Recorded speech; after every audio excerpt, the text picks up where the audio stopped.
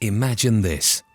You insert your card into an ATM, type your PIN, and cash pours out like a slot machine in Vegas. Now flip that. You're not a customer, you're a hacker. You're halfway across the world, and you just made 12,000 ATMs in 28 countries spit out money at the exact same time.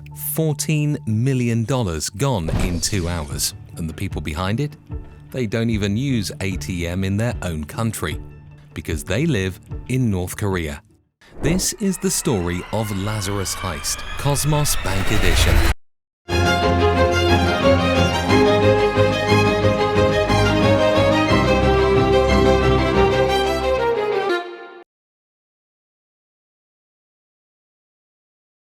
Welcome to Las Vegas, Sin City, where dreams are bought and lost under a canopy of neon.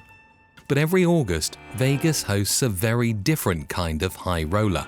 They're not here to gamble at the tables, they're here to break the game. It's called Black Hat, the most prestigious hacker conference in the world, where the best minds in cybersecurity come to show off what they can break, legally mostly.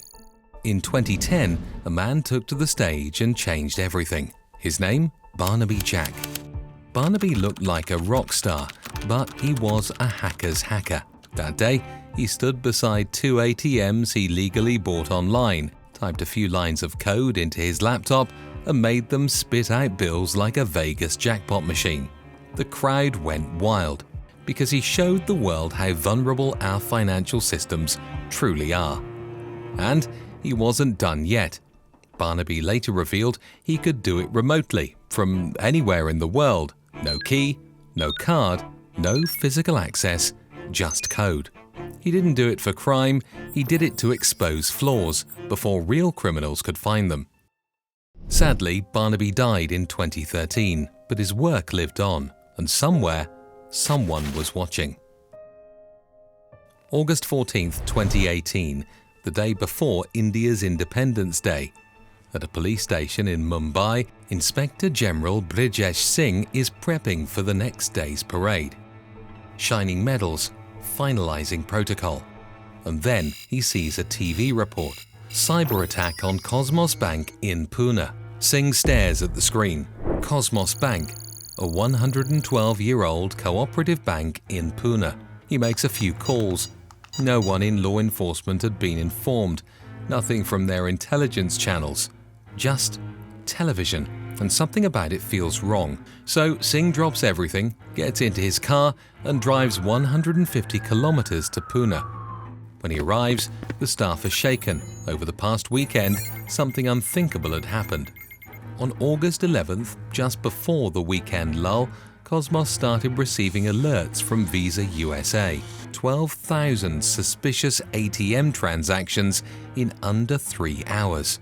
But when Cosmos checked their own systems, nothing. Everything looked normal because the hackers were already inside. To understand how they pulled it off, you need to know about a little-known piece of software inside every bank. It's called an ATM switch. When you insert a card, the ATM doesn't have the authority to give you money. It calls home to the switch. The switch checks your PIN, your balance, approves or declines. In Cosmos's case, the Lazarus group hacked directly into this switch. So when the world's ATMs asked, "Should I give this guy cash?" the malware answered yes every time. They didn't need real cards, they cloned fake ones with legitimate account numbers. When asked for a PIN, didn't matter. The switch said approved. 12,000 transactions spread across 28 countries, all in 2 hours 13 minutes. This wasn't a hack, it was a global cash-out operation. Money mules in Canada, Bulgaria, UAE, Russia, Japan, the US, all withdrawing cash from local ATMs using cloned cards tied to the bank in India. And the people in India still had no idea what was happening. Thousands of miles away, cybersecurity analyst Adrian Nish at BAE Systems was watching it unfold in real time. His team had already been tracking a command and control server used by the Lazarus group. They knew an attack was imminent. They tried warning India, but it was too late. Here's the twist. The Lazarus Group works for a country where people have never used an ATM. There are no cash points in Pyongyang. Ordinary North Koreans line up for state rations, rice, soap, sometimes nothing. So how did their elite cyber warriors master ATM jackpotting? They learned it abroad, trained under fake identities, embedded in China, Malaysia, Eastern Europe, sent out by the regime to earn foreign currency at any cost. Cash that funds missiles, weapons programs, and the survival of the regime itself. The Cosmos Bank heist was just one of many. The Lazarus Group has been linked to the Bangladesh Bank heist, $81 million, WannaCry ransomware, Sony Pictures hack, each one more brazen than the last, but Cosmos was different. It wasn't just cyber, it was physical, it was global, and it was silent until the money was gone. In the months that followed, some mules were caught, some vanished. Cosmos Bank tried to patch the damage, and cybersecurity firms added new firewalls and checks. But the world had changed. In a digital world, money moves fast, but so do criminals. The Lazarus Group didn't break into a vault, they broke into trust, into code, and into the very heart of the global banking system. And just like their biblical namesake, no matter how many times you think they're gone, they rise again.